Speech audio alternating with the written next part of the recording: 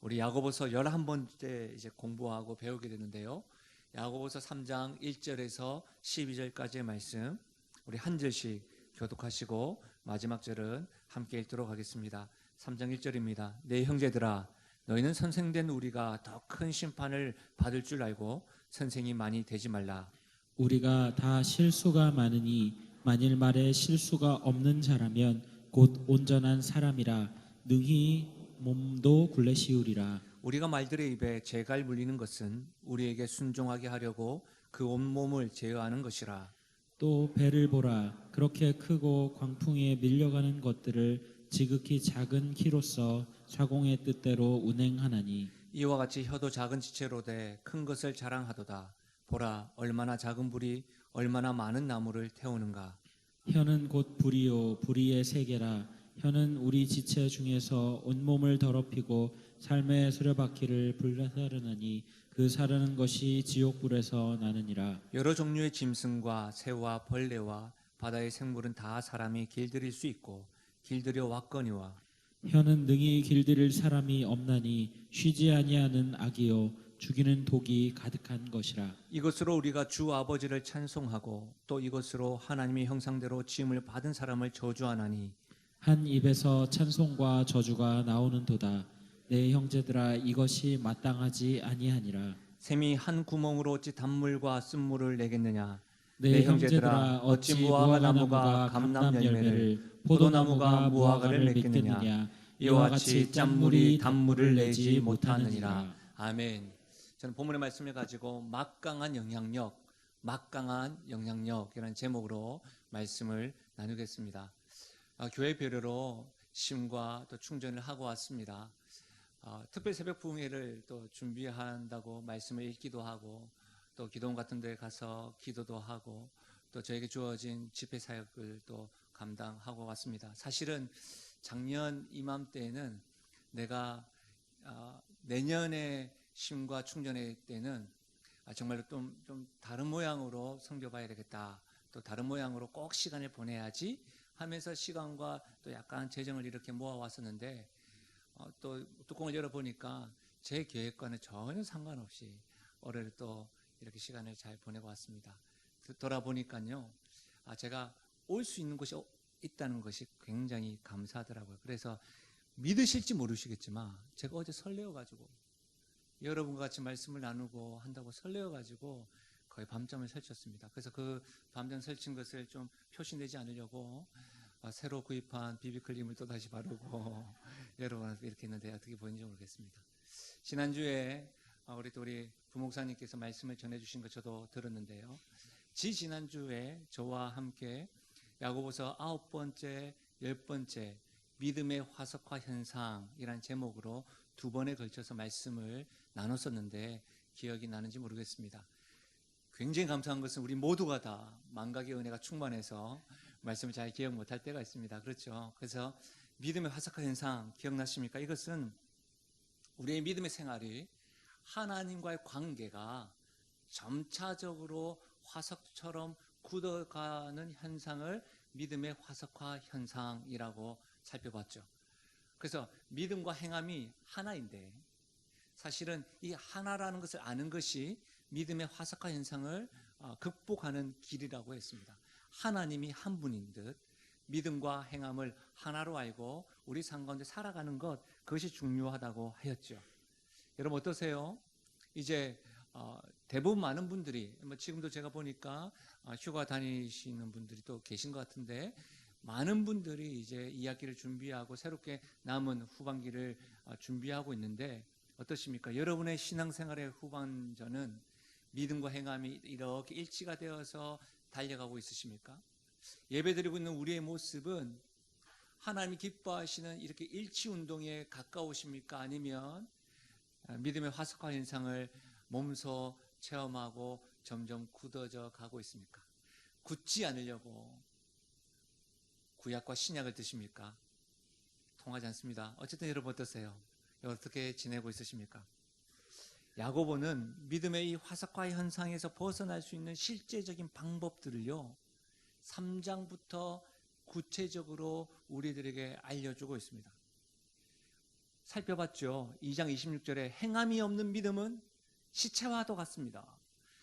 죽은 시체의 냄새만 납니다라고 굉장히 강한 어조로 말하고 난 이후에 즉각적으로 3장에서는 말에 대해서, 언어에 대해서 언급하고 있습니다. 이 말이 뭘까요? 믿음과 행함의 일치 운동에 있어서 말이라는 것, 언어 생활이 굉장히 중요한 것을 우리에게 지금 어필하고 있는 것이죠. 여러분, 특별히 여러분 1절과 2절 한번 보십시오. 내 형제들아, 너희는 선생된 우리가 더 큰 심판을 받을 줄 알고 선생이 많이 되지 말라. 우리가 다 실수가 많으니 만일 말에 실수가 없는 자라면 곧 온전한 사람이라 능히 온몸도 굴레에 씌우리라. 2절에 만일 말에 실수가 없는 자라면 온전한 사람이다. 만일, 가정법, 가정하는 거죠. 그만큼 말에 실수가 없어서 온전한 사람이 되는 것은 어렵다. 이걸 이야기하는 것이겠죠. 여러분, 말을 제어하는 것 어렵습니다. 그래서 야고보 사도는 성급하게 선생이 되지 말라고 해요. 왜 그렇죠? 선생된 자, 앞에 선 자들은 그 위치 때문에, 직임 때문에, 역할 때문에 말을 많이 하게 됩니다. 그리고 가르치는 일들, 그것에는 막중한 책임이 있다는 것을 알 수가 있는 것이죠. 그래서 우리는 앞에 선자, 책임자, 선생들에게 엄중한 기준을 내세울 때가 있습니다. 사실 저는 능력도 성품적으로도 또 여러 가지 면에 있어서 참 부족한 것이 많아서 하나님께 이렇게 쓰임 받는다는 것 자체가 굉장히 감사해 하고 있습니다. 목회자로 살아가기 위한 사실은 그 길목에 섰을 때에 지금 너무너무 감사하지만 제가 머뭇거렸던 이유 중에 하나가 바로 이 말씀 때문이었습니다. 선생되지 말라. 선생된 자가 말의 실수가 많다. 되돌아보면 20여 년이 지났는데 개수해 보면 저로 인해서 저의 말의 선택이나 저의 말의 태도나 저의 미숙함으로 인해서 상처 입으신 분들이 굉장히 많더라고요. 그래서 어떤 의미에서는 뒤돌아보는 것이 겁날 정도더라고요. 그럼에도 불구하고 제가 이 사역을 또 이렇게 살아가는 것을 감당할 수 있는 것은 첫 번째도 하나님의 인자하심 때문이고, 두 번째는 믿음의 선배님들이 인자하게 참아주시고 기다려주셨기 때문이라고 저는 확신합니다. 근데 여러분, 말을 많이 하고 가르치는 사역을 하는 이 목사만이 말의 실수가 많은 것일까요? 어떨까요? 우리 일상에서도 실제로 여러분, 우리가 사랑합니다, 나 당신 사랑합니다 말을 하고 연애를 시작할 때도, 연애가 완성되어지고 또 결혼하고 가정을 이룰 때도 우리 일상생활에서는 어떻습니까? 우리의 언어의 선택, 말의 태도, 그런 것들로 인해서 우리 싸우고 갈등을 많이 겪지 않습니까? 제가 앞에서 딱 보니까 모두가 다 저는 안 그런데요 라는 표정인데 이상하게 저는 그렇게 하시잖아요. 다 말로 우리 다 갈등을 겪잖아요. 이렇게 보입니다. 어떠세요? 찬찬히 살펴보면 우리는요, 사소한 말과 태도 때문에 아파하기도 하고 아프게 하죠. 그렇지 않아요? 굉장히 큰 문제 때문에 우리는 싸우지 않습니다. 잘. 홍콩에 일어난 국제사회 문제 때문에, 그렇죠? 여러 가지 이유 때문에 우리는 싸우지 않고 굉장히 사소한 것 때문에. 그 태도가 뭐예요? 그 모습 왜 그렇죠? 왜 그 억양은 왜 그래요? 이런 식으로 이야기하는 것이죠. 이렇게 보면 여러분, 말이라는 건 우리 일상생활에서 뗄래야 뗄 수 없는 것입니다. 그리고 말이라는 것은 그런 것으로 인해서 갈등을 겪고 관계가 분리되고 어려운 것을 보면 막강한 영향력을 가지고 있는 것이 사실입니다. 어느 정도냐면 잘 아시겠지만 어떤 이들에게는 말 한마디로 인해서 여러분 생명을 잃는 경우도 있습니다. 어떤 이들은 말 한마디로 인해서 죽을 영혼이 다시 살아나는 경우도 있어요. 산 소망을 가지는 분들도 있습니다. 이렇게 보면 말의 영향력은 대단합니다. 성경에서도 이 말의 영향력을 숨기지 않습니다. 5절에서 6절 보십시오. 이와 같이 혀도 작은 지체로 돼 큰 것을 자랑하도다. 보라, 얼마나 작은 불이 얼마나 많은 나무를 태우는가. 혀는 곧 불이요 불의 세계라. 혀는 우리 지체 중에서 온몸을 더럽히고 삶의 수레바퀴를 불사르나니 그 사르는 것이 지옥불에서 나느니라. 언어 생활에 있어서 얼마나 이 말의 영향력이 강대한지를, 막강한지를 설명하고 있는데, 이 말에 대해서 설명을 하면서 공통되는 건 뭐예요? 작다는 거예요. 지체 중에서도 작다는 거예요. 작은 불이라는 거예요. 근데 작은 지체가 온몸을 삶의 굴레를 수레바퀴와 같이 흐트러 놓는다는 거예요. 작은 불이라는 거예요. 작은 불이 온 숲을 태우는 것처럼 지옥불과 같이 우리의 인생을 태운다라고 이야기하고 있습니다. 여러분, 말 한마디의 실수와 말 한마디가 다른 사람의 생명을 앗아간다는 겁니다. 심지어는요, 다른 사람뿐만 아닙니다. 나 자신도 앗아간다는 거예요. 그런데 우리는 사실 함부로 혀를 놀릴 때가 있습니다. 독이 담긴 말들을 너무 쉽게 할 때가 있습니다. 많은 사람들에게 상처를 줍니다. 가장 큰 문제는 뭐예요? 이런 것을 우리 모두가 다 인식하고 알고 있습니다. 그런데 8절 말씀처럼 능히 혀를 길들일 수 없다. 이것이 우리가 가지고 있는 고민인 것이죠. 말에 대한 막강한 영향력을 알고 있습니다. 그럼 이것이 악한 영향력을 우리가 너무나도 잘 알고 있습니다. 그래서 지금도 상처를 주고 있고 받기도 합니다. 그런데 이것을 어떻게 길들일 사람이 없다고 말하는 것, 이것이 너무너무 힘들다는 거예요. 이런 일들로 인해서 여러분, 우리 상처를 굉장히 많이 받습니다. 한 가정의 이야기입니다. 이 한 가정의 아버지는, 남자분은 굉장히 나름 고생하시면서 공부를 배우기를 열심히 하는 분입니다. 하루는 그 가정의 자녀가 엄마에게 묻습니다. 엄마, 왜 아빠는 계속 공부해? 했더니 엄마가 하는 말, 열등감 때문이지 뭐. 이렇게 이야기했습니다. 근데 그 이야기를 듣던 아빠가, 그렇지, 내가 열등감이 있어서 배우기를 열심히 하지 생각했는데 그 말이 계속해서 남는다는 거예요. 왜 딸에게 그렇게 말을 하지? 나 아빠인데 왜 딸에게 그런 말을 했을까? 배우길 원하고 진리에 대해서 그렇게 늘 갈증이 있나 봐. 아빠 성실하잖아. 이렇게 말해도 될 것을 열등감 때문이지 뭐. 왜 그럴까? 그것 때문에 저에게 상담해왔던 분이 있어요. 여러분, 아마도 그 아내분은 사소한 말 한마디였을 겁니다. 그냥 그 말을 다 가지고 있는데, 아이고 아빠 또 공부하려고 한다, 안 했으면 좋겠는데 저 열등감, 뭐 이렇게 이야기했을 겁니다. 여러분, 이 제가 말 한마디에 영향받았던 이야기가, 제가 아마 온 세대 사경에서 한번 말씀을 드린 것 같은데, 여러분 저를 주목해서 한번 보시면 저는 서울 태생 부산 사람입니다. 그렇죠? 저는 딱 억양을 보니까 완전히 서울 태생이 아닙니까? 부산 사람입니다. 부산에서 유명한 것이 많이 있는데 그 중에 하나가 영도다리입니다. 영도다리.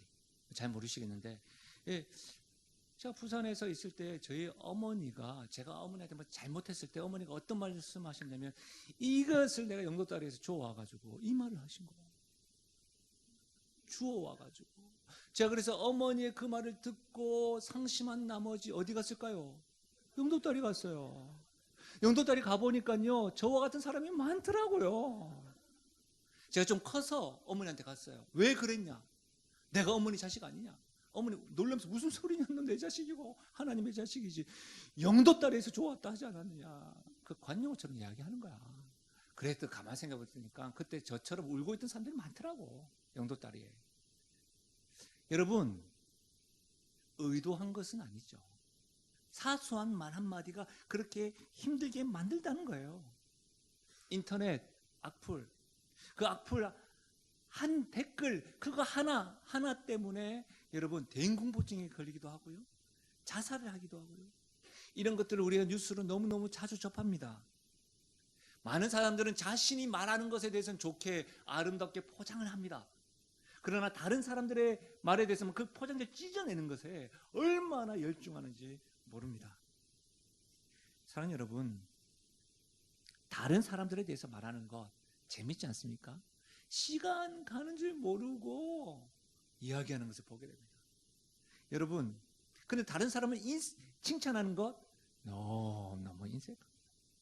아마 여러분도 저에 대해서 말할 때, 우리 목사님은 이게 좋아라고 이야기하는 거 한 10초도 안 걸릴걸요. 뭐가 좋아? 키 크고 눈 작고 뭐 그다음 뭐가 있지? 이렇게. 근데 우리 목사님에 대해서, 목사님 좀 아쉬워 하면 이야기하면 1시간 2시간 다 할 거라고요.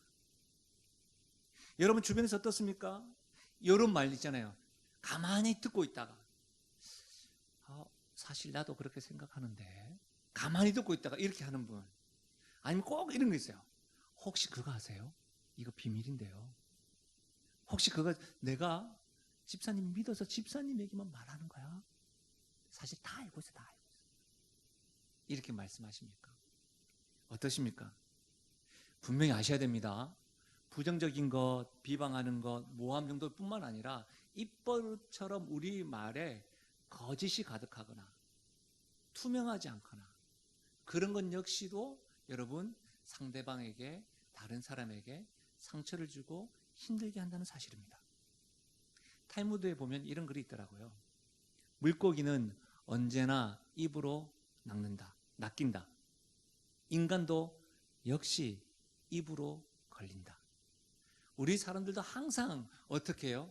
이 입 때문에 걸려 넘어진다는 것을 말하는 것이죠. 사실은 여기까지 야고보서의 말씀은요, 어떤 의미에서는 예수 믿는 사람이나 믿지 않는 사람이나 일반적인 상식과 기본인 것이죠. 아, 부정적인 언어, 말이라는 것은 굉장한 영향력이 있구나. 그리고 말 한마디가 사람을 살리거나 죽이기도 하는 거구나. 와, 그렇지. 말은 굉장히 잘 사용해야 돼. 그래서 여러분 한번 서점에 가보십시오. 이 말하는 부분에서 얼마나 많은 책이 있는지 모릅니다. 그러나 오늘 말씀의 9절에서 12절 말씀은 좀 다르게 다가옵니다. 우리 9절과 12절 말씀을 함께 읽어볼까요? 12절까지 같이 읽겠습니다. 시작. 이것으로 우리가 주 아버지를 찬송하고 또 이것으로 하나님의 형상대로 지음을 받은 사람을 저주하나니 한 입에서 찬송과 저주가 나오는도다. 내 형제들아, 이것이 마땅하지 아니하니라. 샘이 한 구멍으로 어찌 단물과 쓴물을 내겠느냐. 내 형제들아, 어찌 무화과 나무가 감람 열매를, 포도나무가 무화과를 맺겠느냐. 이와 같이 짠물이 단물을 내지 못하느니라. 여러분, 저는 이 말씀은 꼭 제 거울을 보는 것 같았습니다. 일반적인 상식의 이야기가 아니라 지금 우리가 믿음과 행함에 일치하기 위해서 하나님 앞에 예배드리는 우리들에게 대형 거울을 보여줘서 우리 모습을 보여주는 것 같습니다. 우린 방금까지도 하나님 아버지를 찬양했습니다. 찬양합니다라고 찬양을 했죠. 우리도 함께 하나님께 영광 돌려드린다고 찬양했죠. 평화와 기쁨과 위로를 필요하다고 찬양했죠. 근데 이 찬양하는 이 입술에서 저주가 혼합되어서 나온다. 한 샘에서 단물과 쓴물이 나올 수 있느냐? 없죠. 근데 왜 예수 믿는다는 사람이, 하나님을 섬긴다는 사람이 왜 그러냐? 이렇게 지금 말하는 것 같아요. 여러분, 굉장히 아프게 다가옵니다. 그렇지 않습니까? 그런데요, 제가 이 말씀을 원어도 읽어보고 영어 성경으로도 읽어보고 다른 성경으로 계속해서 읽어봤는데, 이 말씀은 믿음을 지키기 위하여 거주지를 떠났던 헌신했던 수신자들, 그들에게 하나님께서 야고보 사도를 통해서 말씀하시면서 회개해야 된다, 지적하는 말씀이 아니고요, 이 모든 말씀을 다 질문으로 말하고 있어요. 무슨 말이냐면, 다시 한번 더 들어보십시오. 한 입에서 찬송하고 저주할 수 있습니까? 한 샘에서 단물과 쓴물이 나올 수가 있습니까? 그럴 수 없잖아요. 무화과 나무가 포도나무가 감람 열매를 맺을 수 있습니까? 그럴 수 없잖아요. 이 말은 뭐냐면, 그냥 우리에게 지적하고 회개하는 것이 아니라 성도는 그런 존재가 아닙니다. 맞잖아요. 성도는 한 입에서 찬양하고 한 입을 저주하는 사람이 아닙니다. 성도라는 사람은, 하나님의 자녀는 하나님을 찬양하는 것으로만 끝나야 됩니다. 우리의 입술은 그렇게 될 수 있는 존재입니다라고 말하는 거예요. 여러분, 무화과 나무가 감람 열매를, 포도나무가 무화과 열매를 맺을 수 없는 이치와 같이 예수를 믿고 성령을 모시고 성도라는 이름을 가진 우리들도 실제로 한 입에서 단물과 쓴물을 맺을 수 없습니다. 이렇게 말씀하고 있는 거라고요. 이렇게 말씀이 받아지고 이해가 되어지고 해석되어지는데 또 고민이 생기는 거예요. 이게 가능해? 가능하냐고요. 저 자신만 보더라도 매 순간순간 말에 실수가 하고, 저로 인해서 상처받은 사람들이 우죽순 있고, 입을 열 때마다 거의 매번 실수를 저지르는데 이게 가능하냐고요. 성경은 지적하는 것이 아니라 성도의 삶은 그것이 아니잖아요 라고 말하면 난 성도인데 그럼 나의 말의 습관과 말의 태도는 어떻게 변해야 되는가? 이렇게 말씀이 파시더라고요. 오늘 본문에서는 한 가지를 집요하게 말합니다. 우리가 바꿔야 될 말의 습관, 첫 번째는요, 언어를 다스려야 합니다. 3절에 이런 말씀이 있습니다. 우리가 말들의 입에 재갈 물리는 것은 우리에게 순종하게 하려고 그 온몸을 제어하는 것이라. 여러분, 재갈 기억나시나요? 재갈. 그림 한번 보실까요? 이것이 재갈입니다. 쇳덩어리예요. 근데 말씀처럼 말에게 이 재갈을 물립니다. 말이 온순한 이유는 이 입에 있는 재갈로 통제받기 때문에 말이 온순한 것이죠. 여러분, 지혜서인 잠언서에는 이런 말씀이 있어요. 말이 많으면 허물을 면하기 어려우나 그 입술을 제어하는 자가 지혜가 있느니라. 무슨 말입니까? 우리 입에도, 우리가 사용하는 언어에도 제어하는 재갈이 필요하다는 것이죠. 그렇죠? 언어를 다스려야 된다는 말이죠.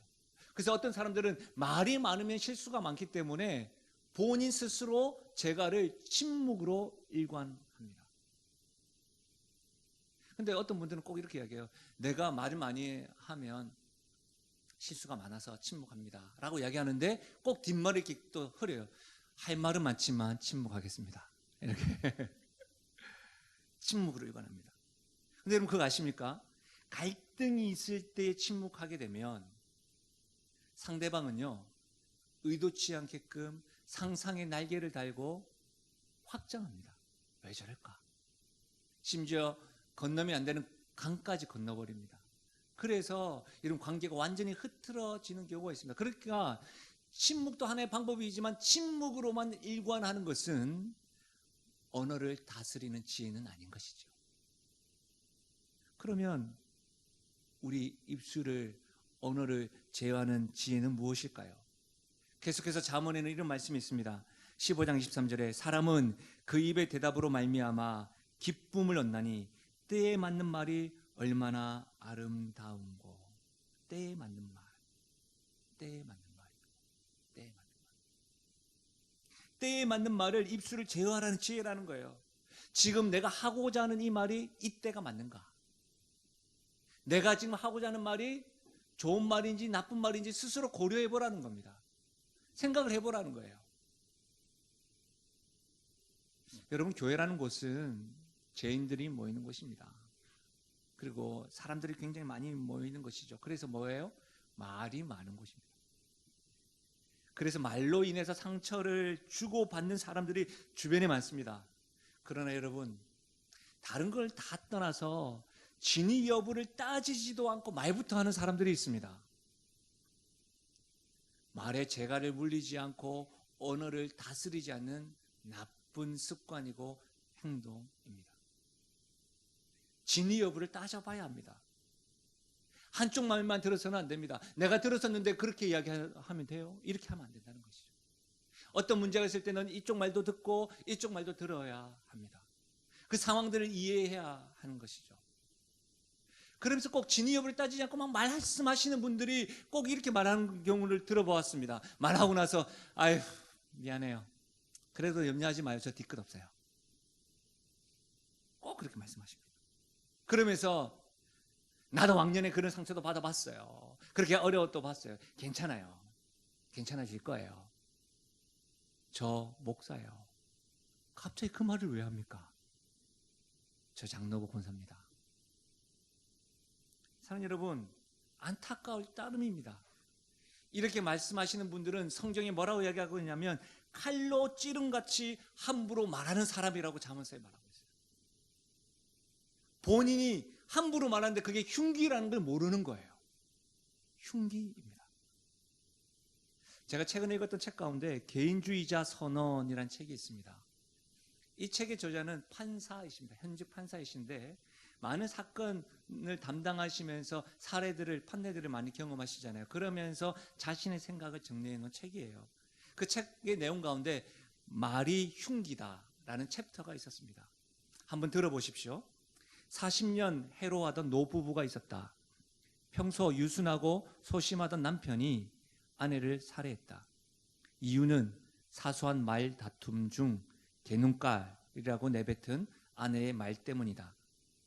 어린 시절 사고로 눈 한쪽을 잃고 모진 놀림에 시달렸던 그에게 그 한마디는 흉기였다. 이처럼 누구에게나 자기만의 급소가 있다. 그리고 그것을 찌르는 흉기는 바로 말이다.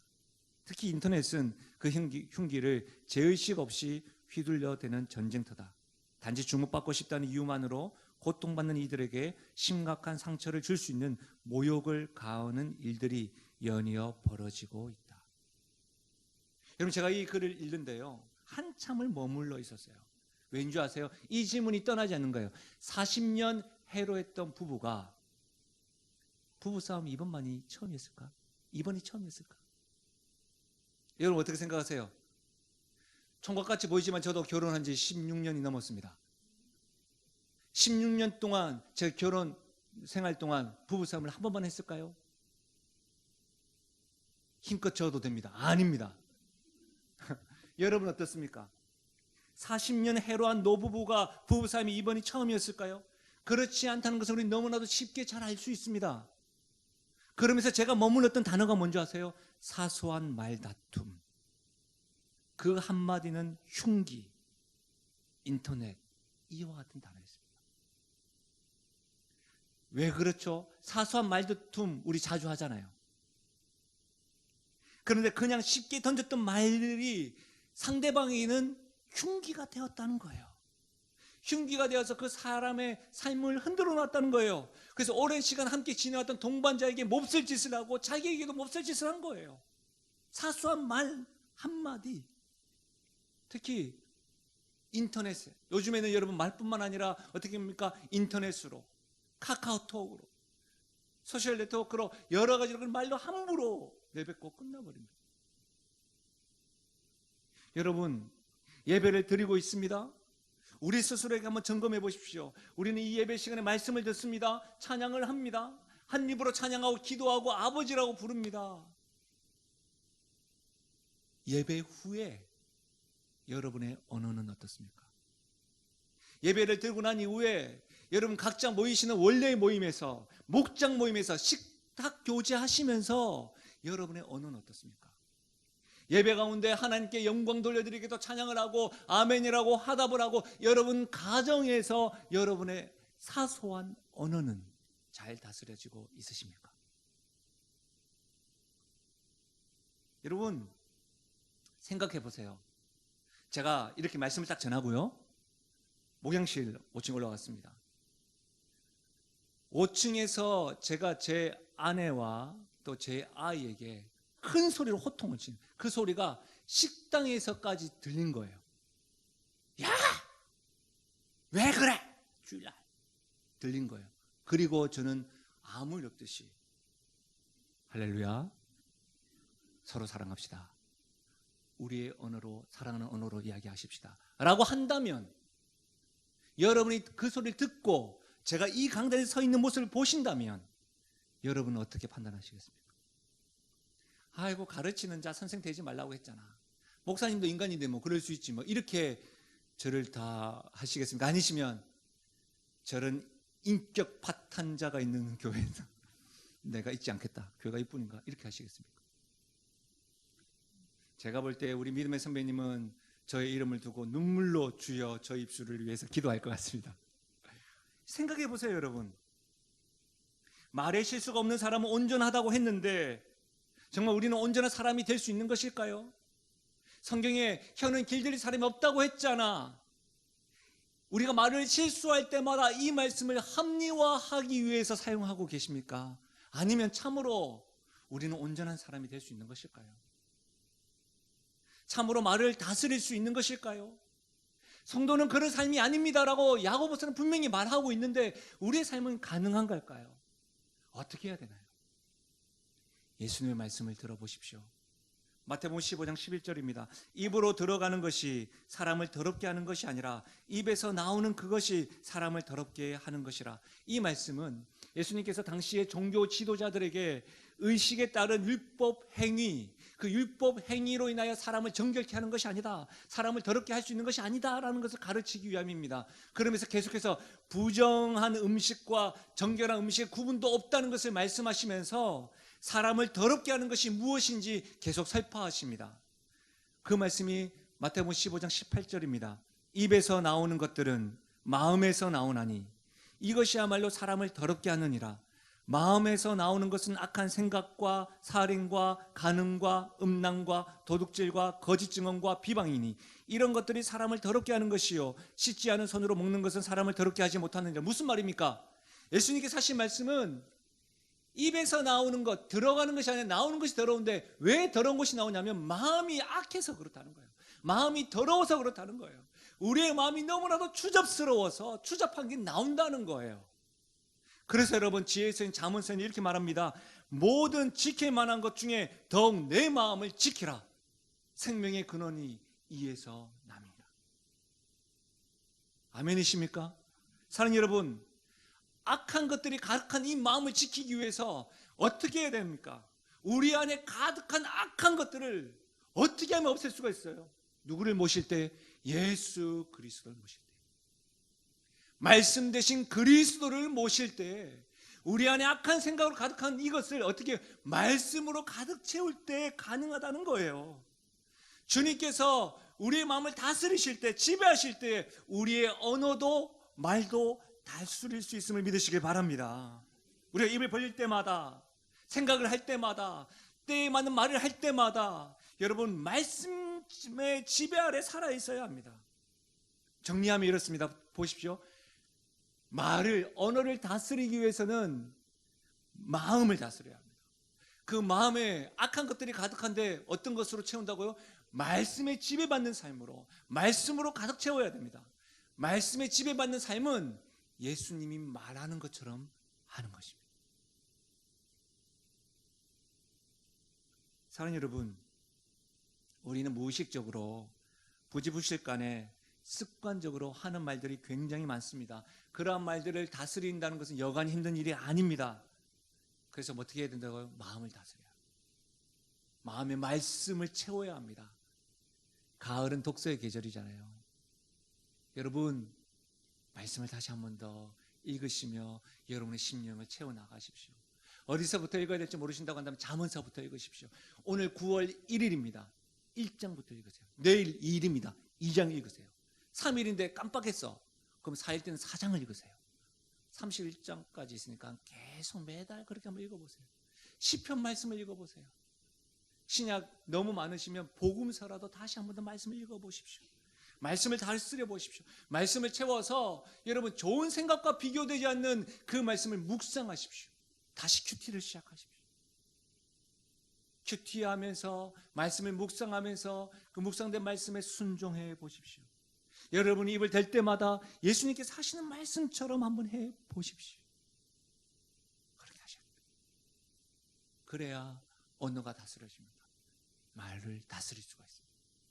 말씀을 듣는 것으로만 끝나지 않고 한번 연습해 볼까요? 옆에 분들 한번 보세요. 예수님이 말하는 것처럼 옆에 분들 한번 축복 한번 해보세요. 저를 보지 마시고 웃지만 말고. 에이, 보세요. 내가 보니까 몇 분들은 딱 이렇게 우선 내가 저를 보지 말라고 했는데 계속 저를 봐요. 그리고 하라고 하니까 사랑합니다. 여러분, 잘은 모르겠지만 우리 주님께서 이 자리에 오셨습니다. 저도 우리가 예배 들어가기 전에 참회 기도하고 주님의 긍휼을 구했는데 그 말은 아무도 보는 이 없을 때 제 스스로 하나님 앞에 부끄러운 것이 많았다는 말 아닙니까? 그럼에도 불구하고 하나님이 오늘 이 시간 저를 보신다면 굉장히 사랑의 눈빛을 보실 것 같습니다. 제 사랑의 눈빛 보이십니까? 저의 사랑의 눈빛? 굉장히 사랑의 눈빛을 보이시면서 저에게 이렇게 얘기할 겁니다. 애쓴다. 상호야, 내가 너 사랑해. 이렇게 얘기할 거예요. 그렇지 않을까요? 예수님이 말하는 것처럼 다시 한 번 더 저를 보지 마세요. 이제 저를 보시면 저한테 하라고 이야기 시킬 겁니다. 옆에 분들에게 주의 마음으로 한번 축복해 보세요. 하나님이 당신을 사랑하시며 이렇게 한번 해보세요.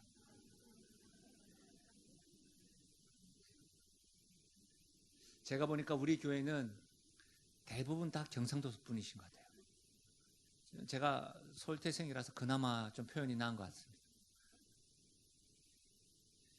여러분, 우리도 말을 다스릴 수가 있습니다.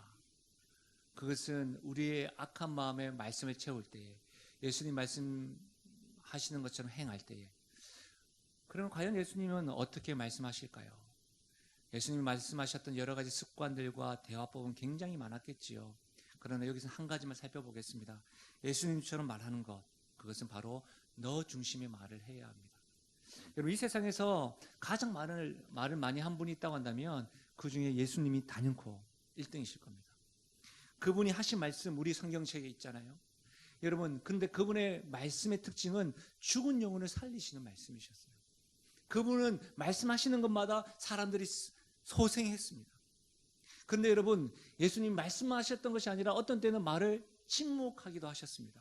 어떤 때요? 빌라도에게 심판받을 때에는 예수님이 침묵하셨습니다. 할 말이 굉장히 많았음에도 불구하고. 근데 예수님은 침묵으로만 일관하지 않았습니다. 너 누구냐? 하나님 아들이냐? 옳다. 다시 말하면 예수님은 하나님의 뜻을 이루시기 위해서 말을 할 때와 말을 하지 말아야 할 지혜가 있었던 것이죠. 지혜가 있었습니다. 근데 여러분, 잠언서 12장 18절에 칼로 찌름같이 함부로 말하는 자가 있거니와 지혜로운 자의 혀는 양약과 같으니라. 예수님의 말씀은 지혜로운 자의 입술이었습니다. 예수님의 말씀은 양약과도 같았습니다. 왜요? 예수님의 말씀으로 인해서 많은 사람들이 생성하고 소생하고 살아났기 때문입니다. 말이라는 것은 막강한 영향력이 있죠. 어떤 말은 사람을 죽이기도 하지만 예수님 말은 살리는 말이었습니다. 사랑하는 여러분, 예수님이 하시는 여러 가지 말 가운데 너 중심의 말이 있습니다. 제가 본문에는 나오지 않지만 논리적으로 살펴보니까 그럼 예수님이 어떻게 말씀하셨을까 궁금해하고 있는 찰나에 인터넷을 통해서 제 지인을 통해서 소개받은 책이 있는데 그 책 제목이 예수님처럼 말하는 법입니다. 그 책 내용을 잠깐 인용해 드리겠습니다. 개인주의와 이기주의에 익숙한 우리가 상대방을 중심에 놓는 대화를 능수능란하게 펼친다는 건 결코 쉽지 않습니다. 일개 피조물인 우리가 혼란스러운 상황에서 예수님처럼 1대1로 한 사람에게 초점을 맞추며 성공적으로 메시지를 전달하기란 어렵습니다. 예수 그리스도를 모델 삼아 크리스찬다운 말의 품격을 갖춘다는 것이 어렵게 느껴지시나요? 저는 이때 어렵습니다 이 말했어요. 근데 그는 계속해서 이야기합니다. 얼핏 보아도 복잡한 일 같습니다. 하지만 이것만 기억하면 쉽고 간단해질 수 있습니다. 나 중심이 아니라 너 중심으로 말하라. 한번 따라 하실까요? 나 중심이 아니라 너 중심으로 말하라. 여러분, 지금 우리는 말의 힘이 세상을 지배하는 세상에 살고 있습니다. 그래서 여러분, 대체로 여러분 뉴스를 보시면 다 자기만 옳대, 자기만 상처받았대, 자기 감정만 중요하대. 말의 의도와는 상관없지 않습니다.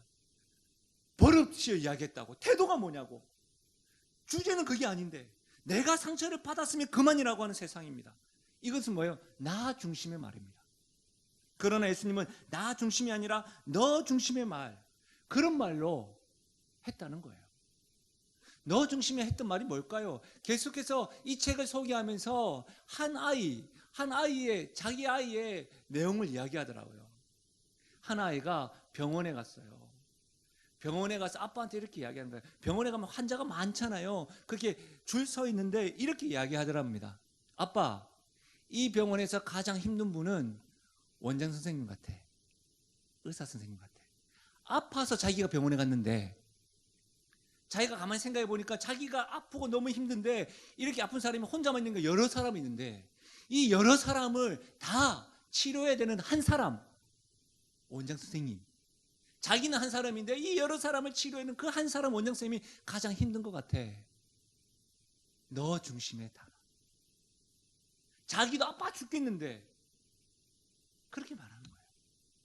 우리 일상생활에서도 나 중심이 아니라 너 중심으로 말하는 거 그렇게 어렵지 않습니다. 우리는 오늘 예배 드리고 식당에 가서 식사할 겁니다. 그렇죠? 지하에 가서. 그래서 줄이 길 거예요. 왜 이렇게 길어? 이렇게 말하는 게보다 아유, 성도가 좀 많아졌네. 줄 서갖고 있는데 그 하얀 그릇에 뭐가 묻었어. 이 설거지를 어떻게 한 거야? 이게 아니라 많이 힘들지. 내가 좀 도와줄까? 반찬이 오늘 이게 뭐야? 이것보다 어떻게 해요? 아유, 맛있네. 수고했어요. 고마워요.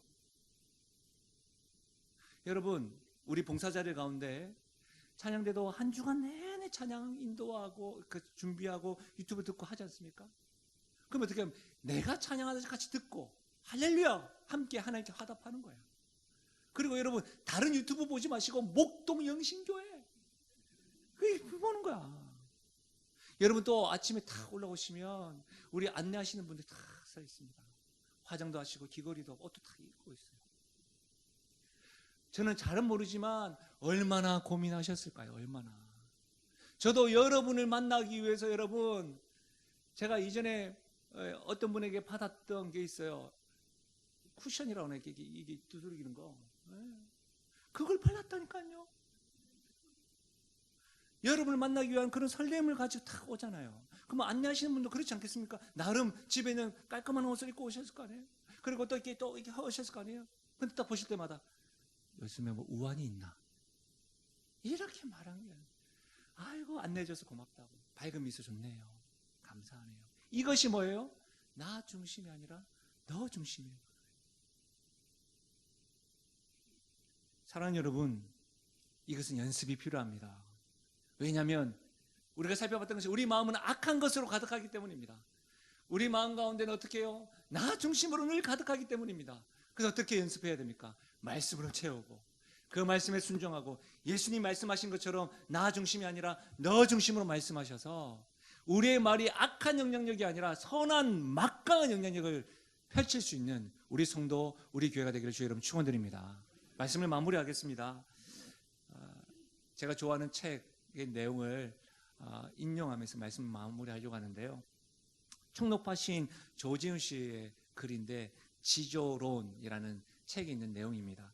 한번 들어보실래요? 학자, 문인까지도 지조를 헌신짝같이 여기는 사람이 생기게 되었으니 변절하는 정치가들도 우리쯤이야 괜찮다고 자유할지도 모른다. 그러나 지조는 어느 때나 선비의 생명이며 교양인의 생명이고 지도자의 생명이다. 이런 사람들이 지조를 잃고 변절한다는 것은 스스로 그 맡은 바를 포기하는 것이다. 저는 연소한 목회자이지만 저보다 더 동생 같은 우리 부교육자들에게 자주 강조하는 단어가 있습니다. 그것은 바로 디그니티입니다. 교육자로서의 디그니티 꼭 지켜야 된다고. 위엄을 잃어버리면 안 된다. 연소하지만 하나님의 사람으로서의 디그니티를 지켜야 된다고. 이것이 제가 가지는 지조입니다. 우리는 하나님의 자녀요 그리스도인이라고 한다면 이와 같은 신앙의 지조를 가져야 합니다. 만약 우리가 그리스도인으로서 하나님의 자녀로서의 지조를 포기해버린다고 한다면 하나님께서 맡기신 우리의 사명도 포기하는 것과 같습니다. 믿음과 행함이 일치라는 것, 하나님이 한 분인 것처럼 믿음과 행함이 일치라는 것이 우리의 신앙의 지조라고 한다고 한다면 이거 우리 생명과 같이 지켜야 되는 것 아니겠습니까? 어렵습니다. 쉽지 않습니다. 그렇다고 어렵다고 해서 입으로만 난 신앙의 지조가 있는 사람이에요 말만 하고 뒷짐지고 팔자걸음 걸으면서 선비 행세하는 사람이 있을 수 있겠죠. 하나님은 합니다. 심지어 세상 사람들도 합니다. 사랑하는 여러분, 무화과 나무만이 무화과 열매를 맺고 포도나무만이 포도 열매를 맺듯이 신앙의 지조를 붙잡지 않고 우리가 신앙의 아름다운 열매를 맺을 수 없다는 것을 우리는 명심 또 명심해야 합니다. 우리가 성도라면 우리 마음에 악한 것들이 가득하다 할지라도 말씀으로 채우고 예수님의 말씀하신 대로 행함으로 우리의 입술에서는 찬양과 감사와 축복의 메시지와 주의 말씀이, 주의 격려가, 주의 위로가 있을 때에 우리의 언어를 통해서 믿음과 행함의 일치운동을 통해서 막강한 영향력을 펼칠 줄로 믿습니다.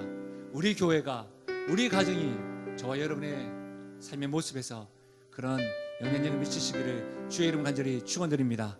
우리 그 말씀을 생각하시면서 기도하는 마음으로 우리 찬양을 올려드릴까요? 보소서 주님, 보소서 주님, 나의 마음을 선한 선한 것 하나 없습니다. 것 하나 없습니다. 그러나 주님, 내 모든 것, 그러나 내 모든 것 주께 드립니다. 사랑으로 안으시고 날 새롭게 우리 다시 한번 더 보소서 주님, 보소서 주님, 나의 마음을 선한 것 하나 없습니다. 선한 것 하나 하나님, 말씀으로 채워주십시오. 그러나 내 모든 것 주께 드립니다. 사랑으로 안으시고 날 새롭게 하소서. 주님 마음 내게 주소서. 주님 마음 내게 주소서. 내 아버지 주님 마음 내게 주소서. 나를 향하신 주님의 뜻이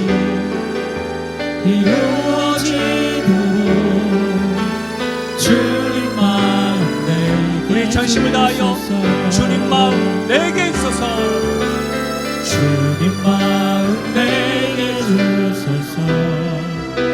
내 아버지 주님 마음 내게 주소서. 나를 향하신 주님의 뜻이 이루어지도록 주님 마음 내게 주소서. 우리 기도하며 나가실 때에 하나님, 내 마음에 악한 것들이 가득하여서 사소한 말이 흉기가 되어서 악한 것들로 나올 때가 많습니다. 내 마음에 주의 말씀으로 채워주소서. 주님의 마음, 주님의 뜻, 주님의 생각이 다스려 주옵소서. 주님처럼 나 중심이 아니라 너 중심으로 생각하고 말하여서 이 말의 영향력을 선한 영향력으로 미치며 나가는 인생 되게 해달라고, 그런 가정 되게 해달라고, 그런 교회 되게 해달라고 우리 시간 말씀을 생각하시면서 소리내어 기도하며 나가겠습니다. 아버지 하나님, 참으로 감사함을 드립니다. 하나님 아버지, 믿음과 행함의 일치운동을 우리에게 가르쳐 주심에 감사함을 드립니다. 막강한 영향력의 말이 있음을 보게 되었습니다. 하나님 아버지, 우리 주님처럼 말씀하실 때마다 죽은 자가 소생하고 살아내는 그런 말을 할 수 있는 자 될 수 있도록 도와주십시오. 그러나 아버지 하나님, 내 마음 안에는 선한 것이 하나도 없습니다. 악한 것으로 가득함을 보게 됩니다. 주 아버지 하나님, 나의 심령의 말씀으로 채워주십시오. 아버지 하나님, 나의 생각과 나의 자존심이 아니라, 나의 감정과 나의 생각이 나의 가치가 아니라 주의 가치와 주의 마음과 주님의 자존심이 가득 찰 수 있도록 도와주셔서 아버지 하나님, 주님을 모신 자로서의 지존을 지키며 하나님을 닮아가고 주님을 닮아가는 은혜가 일어날 수 있도록 하나님 도와주옵소서. 아버지 하나님, 말씀을 전하는 저희지만 어떤 때는 말씀을 전하는 가운데서도 연약함을 보게 됩니다. 강단 아래서는 더 형편없는 모습으로 주님 앞에 설 때에 얼마나 부끄러운지 모릅니다. 주님, 제 마음에 선한 것이 없음을 고백드립니다. 주의 말씀으로 가득 채워주십시오. 선하지 못하고 미숙한 저로 인해서 많은 사람들이 상처 입은 걸 생각하며 아버지 하나님, 너무나도 힘들고 이 자리에 서서 주의 일을 감당하기가 쉽지 않음을 고백드립니다.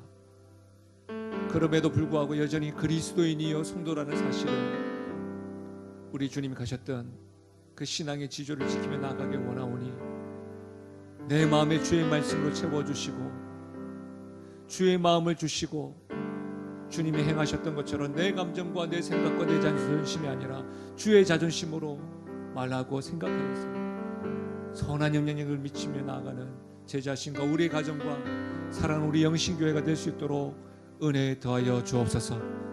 그렇게 역사하실 주님을 찬양하고 예수님의 이름으로 기도하옵나이다. 아멘. 우리 함께 선포합니다.